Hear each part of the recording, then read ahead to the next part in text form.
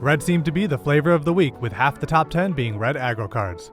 Aggro dominated the top 8 at SCG Richmond, taking 6 of the top 8 spots. So for the time being, aggro seems to be the go-to strategy. Let's take a look at what's been selling. Number 10, Teferi, Time Raveler from War of the Spark. Standard Esper and Bant decks have been playing full sets of Teferi, but there's a fair bit of diversity in the type of deck you can play Teferi in. Control, Midrange, and Planeswalker decks have all been successful so far in this format. Teferi's ability to shut down counter magic and slow down removal make it useful in any deck that can support it. Its +1 ability has been boosting the power level of sorceries in these decks, allowing these spells to work in ways they never could on their own. Thought Erasure is currently one of the most powerful plays with Teferi. The ability to remove freshly drawn cards from your opponent's hand during their draw step, before they get a chance to cast them, is usually even better than countering the spell. Teferi's static ability backs this up by preventing your opponents from casting instants in response, or countering your Thought Erasure. Number 9, Karn, the Great Creator, from War of the Spark. In Modern, Mono Red Prison has been taking advantage of Karn to improve its ability to lock down its opponent's field. Due to Karn's -2 ability, the sideboard in Mono Red Prison has become more artifact heavy.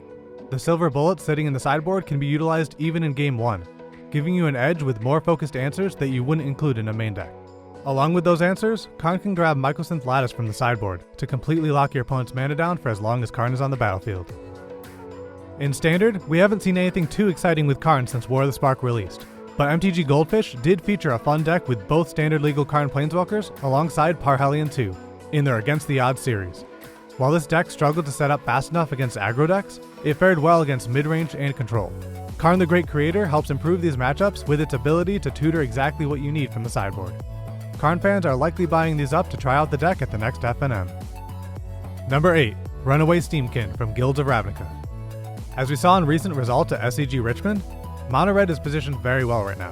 Runaway Steamkin is a great aggro card, and its synergy with Experimental Frenzy to cast cards off the top of your library with Steamkin's mana ability makes it an auto-include in Mono Red strategies. Number 7, Chandra, Fire Artisan, from War of the Spark. Another star from SCG Richmond, Chandra continues its rise in popularity. Chandra was the major addition to red decks from War of the Spark. At SCG Richmond, the winning deck was playing a playset of Chandra, and many other red decks were seen throughout the day with varying numbers in the main deck and sideboard. Chandra is great against both Control and the Mirror, which isn't something you see from many red cards. With its increase in sales, the card has been slowly creeping up in price, so keep an eye out for it. Last week, Chandra was sitting around $3, and it's hitting around $5 as I'm making this video. If Mono Red continues to dominate events, expect the price to keep climbing. Number 6, Domri, Anarch of Bolas, from War of the Spark. An easy include in Gruul. Domri both mana ramps and disrupts control with its +1 ability. Domri's minus is repeatable removal, and the static ability speeds up the clock on your opponent, and even allows Llanowar Elves to get in damage when you don't need the extra mana. Number 5, Narset, Parter of Veils, from War of the Spark. Narset has been making big waves in Eternal formats. Narset slows down opposing decks that rely on card advantage, while simultaneously digging for non-creature spells. The downside of only having a minus ability is even lessened by Narset's ability to find additional copies of itself. Just from what I've seen so far, some decks utilizing Narset include Modern and Legacy Miracles, Vintage Paradoxical Outcome, Vintage Paradoxical Storm, and Vintage Blue-White Fish. Narset's static ability also combines with Days Undoing and other wheel effects, making them entirely one-sided. There's nothing that Eternal formats, including Commander, love doing more than breaking fair cards. Number 4, Narset's Reversal from War of the Spark. This card feels a bit like Remand. The spell is likely coming back at some point, but your opponent has already wasted their mana and possibly the entire turn, only to have you get the spell. Likely for far less mana than they spent. In particular, I love the thought of countering a Nexus of Fate with it. Once Nexus gets rolling, it can be hard to stop, but many times, it feels like if I just had one more turn, I'd be able to shut them down and win the game. I guess Narset's Reversal will give me the chance to find out. Number 3, Lava Coil, from Guilds of Ravnica. With all the red decks being built, aggro players are going to need some removal. Lava Coil fills that role, being capable of removing just about everything control and midrange can throw at them.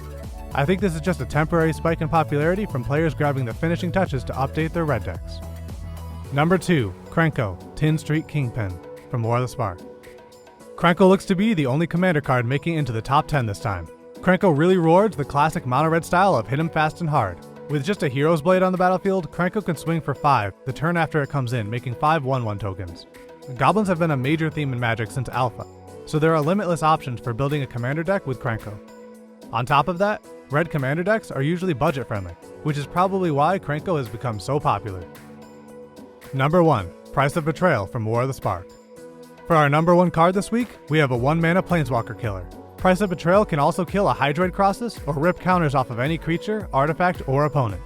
With the number of Planeswalkers in Standard right now, this is probably going to start seeing some sideboard action soon in the decks that can't utilize the higher costed Planeswalker removal spells. And that's it for this week's Top 10. There's plenty of testing going on in the Magic community right now, and there are probably a few reasons for these cards to be in the top 10 that I missed. So be sure to let me know in the comments, then like and subscribe to keep up with future top 10s.